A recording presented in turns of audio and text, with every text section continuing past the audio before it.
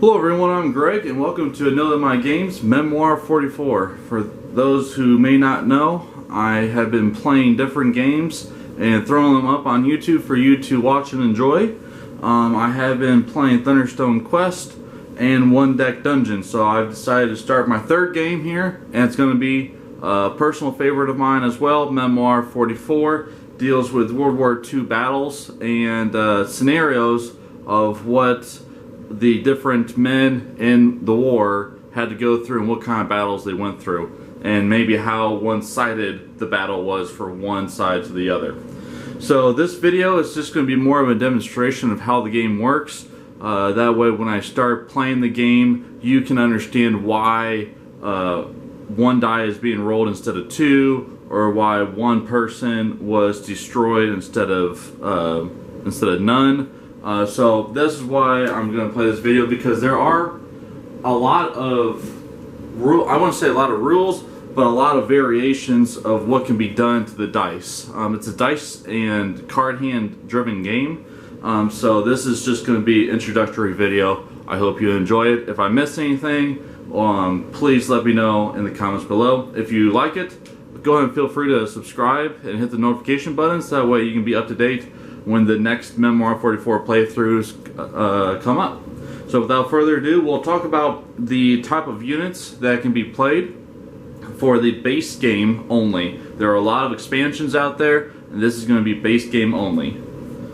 So we have, for the Americans, we have their model, and this is an infantry unit, and a basic non-specialized unit is 4 models.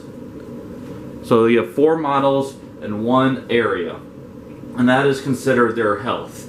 So even if they have 1 taken out or 3 taken out, this is still 1 unit. 1 unit cannot go into the other unit. They cannot split up, and they cannot come together. They must be their own separate unit. We also have tanks, and for tank unit size, they're going to come with 3 as a normal unit. For the Germans, they may have 4 for their specialty unit, but 3 is the normal. And then artillery. Here is an artillery piece. And a normal unit strength for artillery will be 2.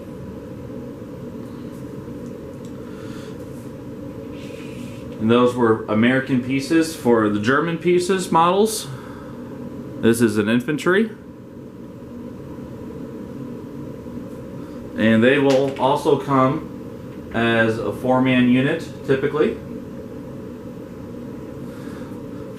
The tank models, as I said, normally 3. Whoops. And then artillery looks the same as the Americans and is a 2. So for basic movement, they have these cards here that will help you understand and help you see. So for standard units, for infantry, you can move 0 to 1 hex and battle, or move 2 and not battle. You can also take ground on successful close assault. We'll discuss that later. For armor, you can move up to 3 and battle, and you can also overrun on close assault. And the artillery, you can move 1 or you can battle. You cannot do both unless it's a specialized unit, which will dictate it in the scenario itself. And then you can ignore line of sight and terrain protections, and we'll also discuss that later. For now, it's just the movement. So for infantry here, it can move 1 adjacent space and battle, or it can move another 1 and battle again. Now let's say you move 1 here, but then you move back. As your second movement, you can no longer battle. Even though you did not go anywhere, you cannot battle because you moved 2 spaces. For tanks, for armor units, you can move 1, 2, 3 and still battle. Or you can move 2 and battle. It's just up to 3. Artillery, it's just 1 hex, 1 space away. It has to be adjacent. And that is movement for the 3 different types of units for the base game. However, terrain might be a factor in how far they can move as well. We're going to start with oceans. So if your unit is in an ocean, the maximum movement in ocean is 1 hex. The unit cannot battle or retreat into the ocean. So let's say I'm going to put these here, and we'll put the Americans in the water here into the ocean. So we have we'll get 2 infantry units and 1 tank unit. So if I had a command card, we'll discuss those later as well, to move in the center, even if they could move 2, they can only move 1 because of the terrain in the ocean. Even the tanks, artillery and armor can only move 1 space because of the ocean's effects. Now, let's say they make it to the beach, or they make it right here. So even though they're in the ocean here, their first move is into the beach, which means they no longer have the ocean's effects. So beaches, maximum movement onto beaches is 2 hexes. Taking ground and Armour Overrun remain possible. So for beaches, they can move 2, so infantry won't be affected by it. However, armor will. So even though they're technically can only move 3, for beaches they can only go 2 and still battle. Now once they get out of the beach onto this horizontal line of hexes, they can then move 3 or as normal. Now let's say that they come across forest. So this is a forest hex piece. These are always double-sided, and this is a hill. But for forest, let's say that is right there. The effects are: it blocks line of sight, unit moving in must stop, and unit moving in cannot battle except for the French. And then you see these tokens here. For our infantry battling into the forest, they have a -1 die, and for tanks or artillery, I'm sorry, not artillery, armor, it's a -2 die. So we'll say the tanks are right there, and the infantry moves into the forest. They cannot battle because they moved into the forest. So on the Americans' turn, they decide to battle, and for battling for armor, right here it says 3, 3, 3. That means their range is 3 spaces away, and then you can roll 3 dice, 3 dice, 3 dice. However, because the infantry is in the forest, they get a -2 die. So they'd only be able to roll 1 die right there. However, if they went after these tanks, which is 1, 2, 3 spaces away, they could roll 3 dice. And before we keep on going into the different terrains and dice rolls, there are 5 different options of rolling dice, even though it's 6-sided die. You can have, there's 2 sides for infantry. There's a grenade, a tank, a flag, and a star. Now, if the tanks, we're gonna go after the tanks here, they would roll 3 dice, and they would have to roll For every tank they roll, it's one hit or a grenade. A grenade is wild. No matter what it happens, grenades always hit. But if they roll a infantry or a star, it's a miss. Stars are traditionally misses unless a card says otherwise. Flags mean retreat. That means they have to go back to their side of the board, one space for every flag. So let's say I rolled here for tank against tank, and it's 2 infantry, so those are 2 misses and 1 flag. So this German armor can either go here or this space. It's either these 2 spaces, and they will decide to go here. Now let's say there was a unit right here. They would have to go here because this space is occupied.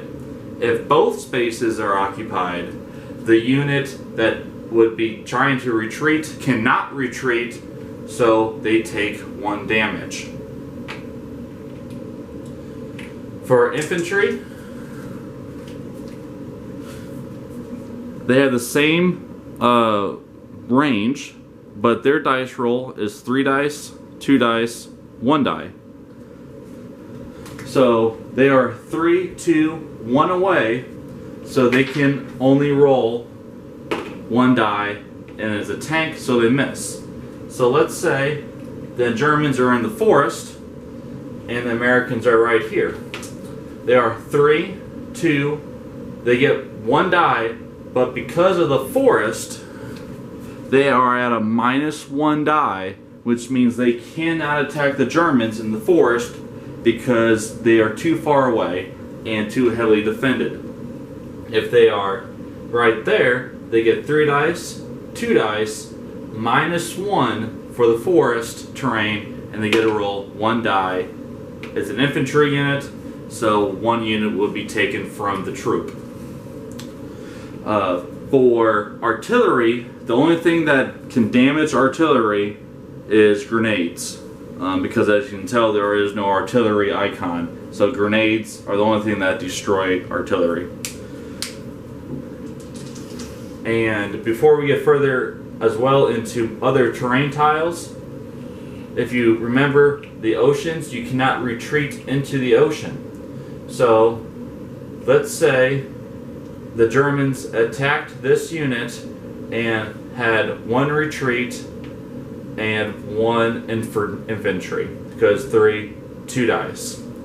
They take 1 piece off for the infantry, and for the retreat, they cannot retreat into the ocean, so they take another 1 out.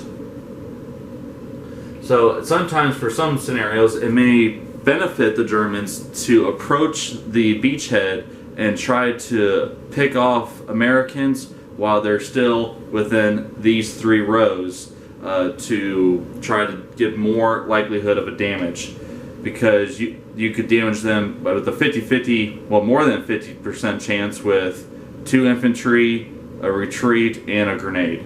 So very likely you'd hit them when they're on the beachhead right there, which is very accurate to the D-Day landings, that the beachheads were horrific, and they were picked off and killed in large amounts, unfortunately,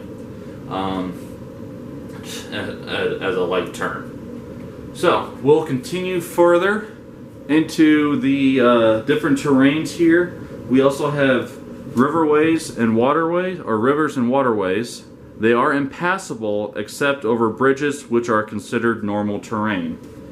So if we had a river here,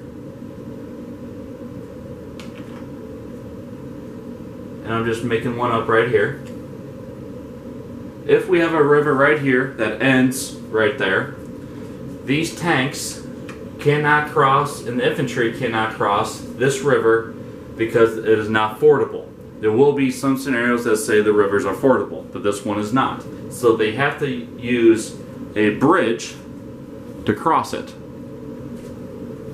or they would have to go around it if they're able to.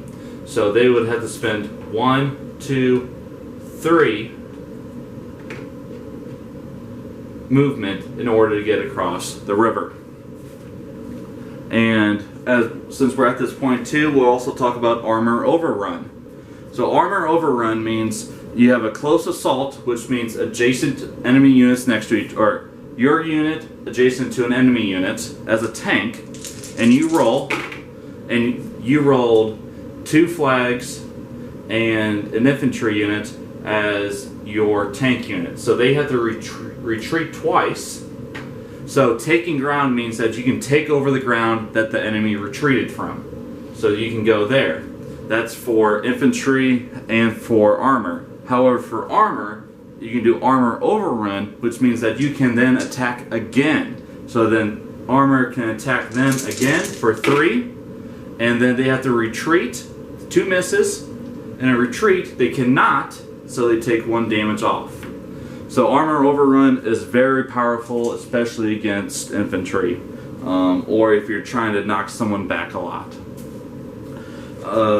And that is it for this video so far. I try to put these down between 16 to 18 minutes. They're kind of shorter videos, but I hope you enjoyed it so far. We'll continue talking about the different terrain hexes that are out there, but I think this is a good start in terms of just basic battling. We covered a couple terrains of forests, rivers, beaches, oceans, and how to attack another unit. We'll also get into line of sight for most likely next video as well. Thank you.